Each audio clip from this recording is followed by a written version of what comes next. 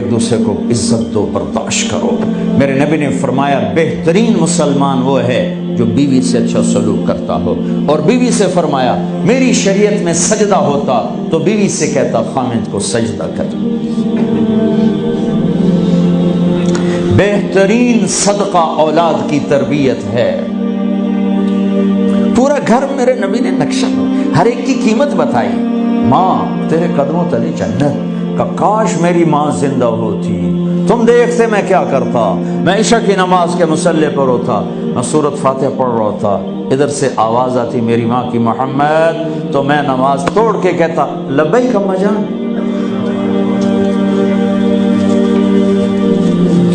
باپ کا تیرے جنت کا دروازہ ہے، باپ تیری جنت کا دروازہ ہے، کھولنا توڑنا نہیں، کھولنا توڑنا نہیں، توڑ دیا تو جنت میں نہ جا سکو گے۔ سب سے بہترین مسلمان جو بیوی سے اچھا سلوک کرے، سب سے بہترین عورت جو اپنے خامند کی منشا کو دیکھے۔ پھر آپ نے ایک عجب بات فرمائی جو معاشرے میں بہت بوجھ بنتا ہے جس کا، ہاں بھائی تمہیں ایسا صدقہ بتاؤں جس سے بڑھ کے کوئی صدقہ نہیں، تمہیں ایسا صدقہ بتاؤں جس سے بڑھ کے کوئی صدقہ نہیں۔ انہوں نے کہا جی کیا؟ کہ الابنۃ المردودہ، جس کی بیٹی کو طلاق ہو گئی یا بیوہ ہو گئی اور گھر واپس آ گئی ماں باپ کے، یا ماں باپ نہیں ہے تو بھائی ہیں، وہ ایک بوجھ بنتی ہے ماں باپ پر بھی، اور بھائی تو ویسے ہی باغی ہو جاتے ہیں۔ میرے نبی نے فرمایا اس بچی پہ خرچ کرنا کائنات کا سب سے افضل صدقہ ہے۔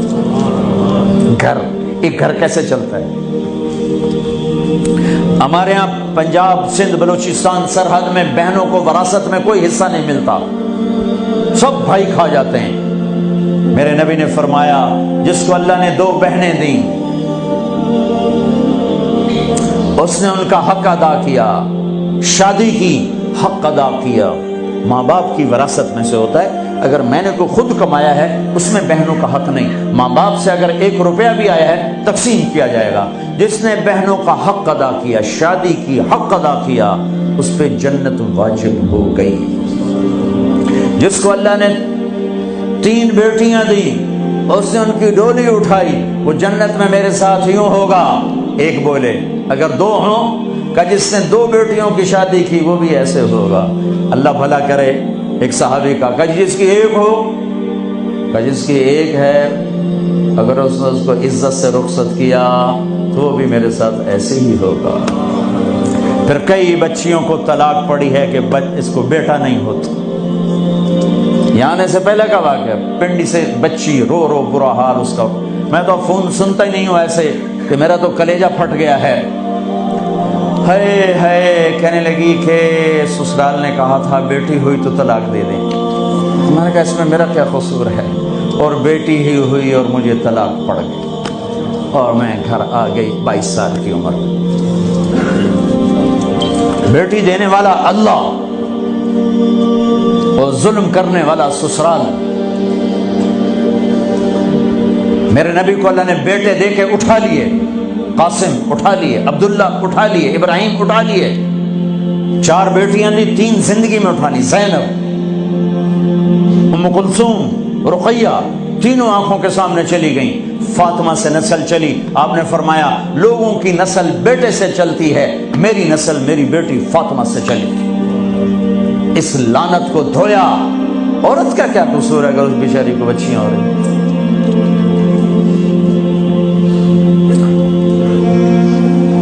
جس نے اپنی بہنوں کو حق ادا کیا، جس نے بیٹیوں کو ڈولے میں بٹھایا، ان کا حق ادا کیا، کہ جنت میں یوں ہو جائے گا۔ بہنوں کو دینا اتنا ضروری ہے، حرام ہو جاتی ہے روٹی۔ میں نے مولانا جمشید صاحب میرے استاد ہیں، میں نے ان سے تفسیر پڑھی۔ میں ایک دن شہد کی بوتل لے کر گیا، پرانی بات ہے 76-77۔ میں نے کہا حضرت یہ ہدیہ ہے۔ فرمایا کہاں سے لائے ہو؟ کہ میرے اپنے باپ ہے۔ فرمایا تیرے باپ نے اپنی بہنوں کو، تیرے باپ نے اپنی بہن یعنی میری پھوپھیوں کو، تیرے باپ نے اپنی بہنوں کو زمین میں سے حصہ دیا تھا؟ یہ سوال کیوں کیا؟ 10 روپے کی شہد کی بوتل تھی اس وقت، کہ اگر دیا تھا تو یہ میں لے لوں گا، اگر نہیں دیا تو پھر یہ حرام ہے، میں نہیں لوں گا، یہ مطلب